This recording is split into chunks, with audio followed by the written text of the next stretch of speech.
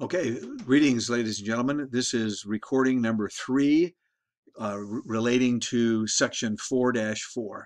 Now, in the last video, and in recording number 2, I I misspoke, and I apologize for that. I was trying to talk about this permutation rule number 2, and I was in a big hurry, and I didn't do a very good job. So let me start all over again with that, okay? So what's going on here is we've got two rules for permutations. The second rule, the one we have right here, is distinguished in the following way. Let's read it very carefully. In the previous examples, all the items involving permutations were different, period. Okay. However, when some of the items are identical, we're going to have a second permutation rule that we're going to use. Okay. So let's not look at the definition quite just yet. Let's not look at the blue box. Let's look at this example. Let's suppose you have a word statistics. Okay, S, S, S. There's no distinction between those letters. So if some of the items are identical, so S, S, S are identical. T and T and T, they're identical. I and I, they're identical. So what do you do in a situation like this?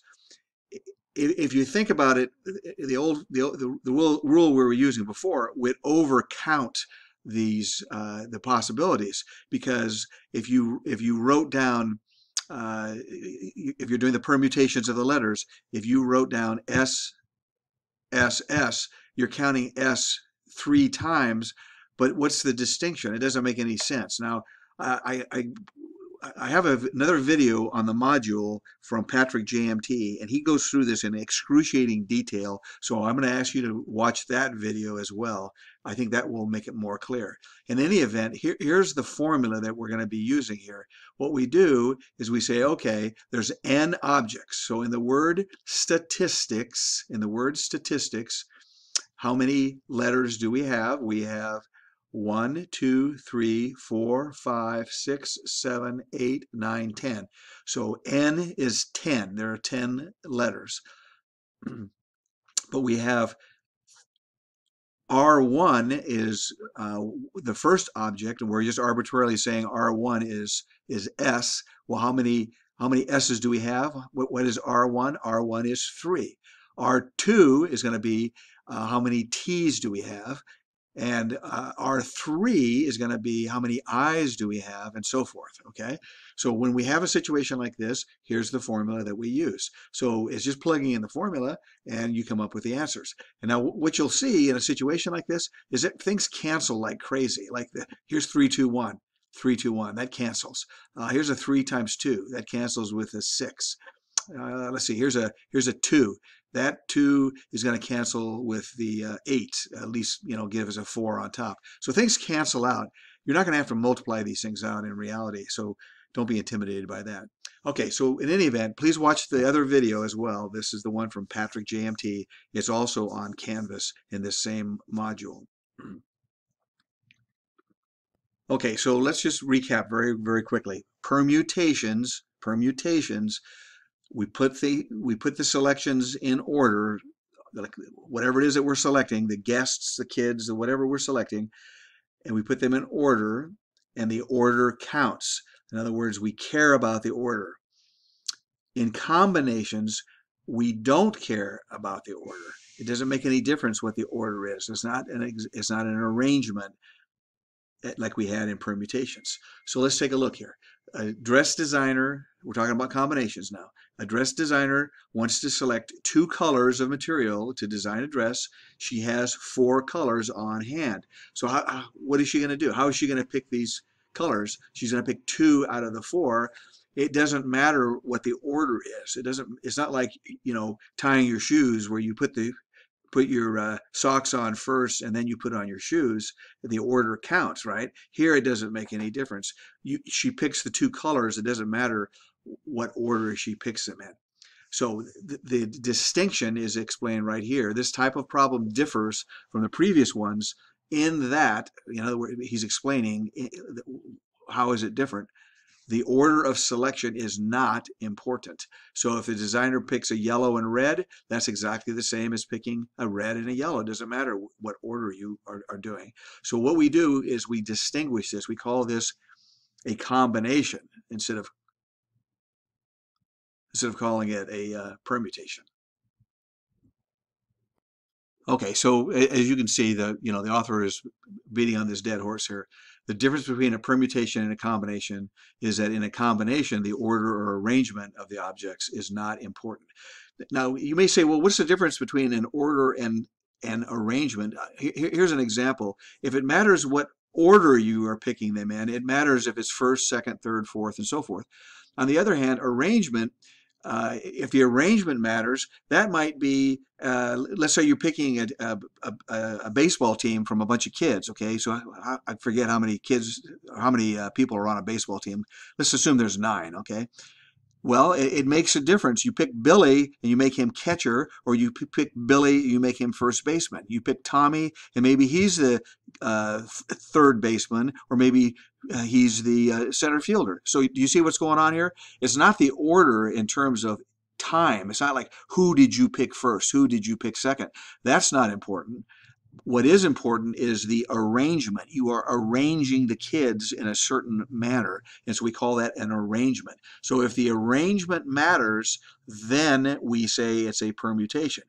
If there is no arrangement, if it doesn't matter, you're just picking 9 kids and you're going to put them out there and they're going to play tag. Well, there's no order, right? There's no arrangement. It doesn't matter what order you pick them in, and there's no positions to put the kids in. You just throw them all out there, you pick one, and that kid is running around like a crazy guy tagging people. So there's no order and there's no arrangement. That would be considered a combination. So in the problems, you look for those kinds of words. You look for combination, or excuse me, you look for the word arrange, like I picked the flowers and I arranged them, blah, blah, blah. Or I picked a team and I arranged them, or I put them in certain positions. Anytime you're talking about arrangement or the order that you pick them in, your permutations. If you don't care about those 2 things, then it's a combination. Okay, hopefully I've explained that. All right, so what we call these guys is called a combination. All right, so he goes through this, and I'm okay with you reading this. I wouldn't mind. I'd like you to read it, but I don't want to take class time to beat on this dead horse here. What it boils down to is that combinations, the essence of this is that in combinations, you don't want to count things twice, okay? So for example, here we go. We're picking the letters A, B, C, D. The permutations are, how can I pick 2 of these letters? And I just noticed he probably left that out. He probably should have said, right here, he should have said, the difference between a combination and a permutation can be shown using the letters A, B, C, and D. The permutations for the letters A, B, C, and D, if I pick 2 at a time, because that's what he's doing here, he's picking 2 at a time. So here's the point: A, B, A, C, A, D. So we go A and B, A and C, A and D. All right, makes sense. But then we come here and we say, okay, B. We do B, A, B, C. Well, look, A, B, and BA are exactly the same. BC and CB are exactly the same. DB and BD are exactly the same, right? I mean, because order doesn't count. So why should we count them in order? That doesn't make any sense, right? Or why should we worry about the order if we don't care about the order, if we're talking about like colors as an example? So that's what he's saying here. In permutations, AB is different from BA because the order counts. In combinations, AB is the same as BA since the order of the objects does not matter in combinations. So how do we do that? How do we remove? Well, what we basically do is we remove by dividing. We divide out by r factorial. And that takes a little bit of mathematical effort to explain why that works. So I'm not going to do it, okay? Let's just kind of take this formula for granted. We'll use it, we'll accept it, but maybe at a later date, if we have time, I'll try to prove it to you why it works. Okay, so here it is. We got a committee of 5 students is to be selected from 25 students. The 5 selected students represent a combination, since it does not matter who is selected first, second, and so forth. Okay, so I wanted to point this out. This is a nuance that I think the author kind of skipped over here. If you're picking a committee of 5 out of the 25 and you don't care about the order, that's fine. But what if you care about the positions? Like if you were going to pick one kid is going to be the chairman, the second kid's going to be, or another kid anyway, another kid is going to be a chairman, somebody's going to be the secretary, somebody is going to be the sergeant at arms, whatever the different committee members are.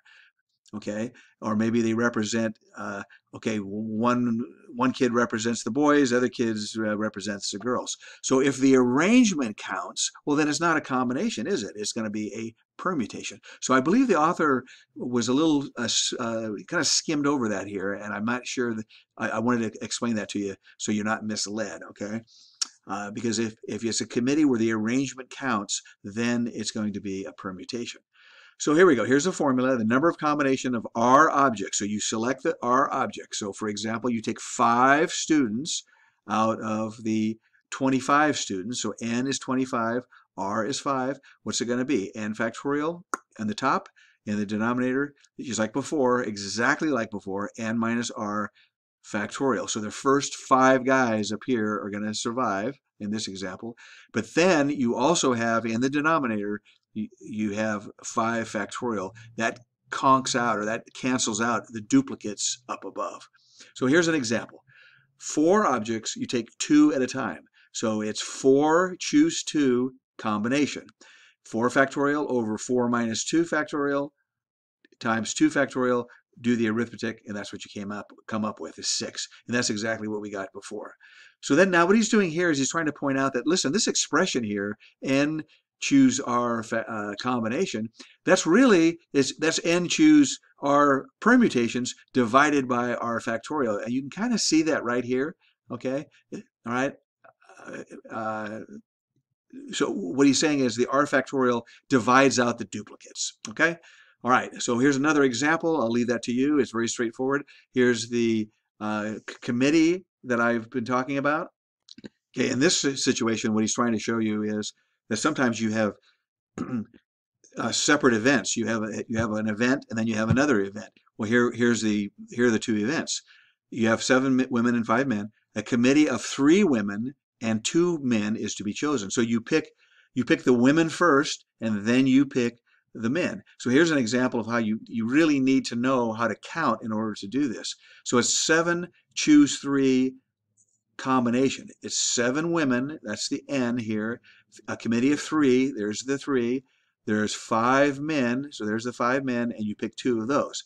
Now, as I said before, this author is saying, well, a committee, that's a combination, the order doesn't count. But if you were actually putting them in a particular position, the order would count. But let's go with his example here.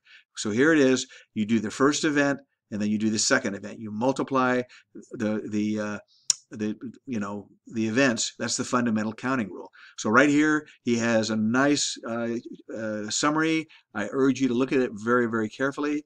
And I think that's it for section 4-4. I hope I helped you.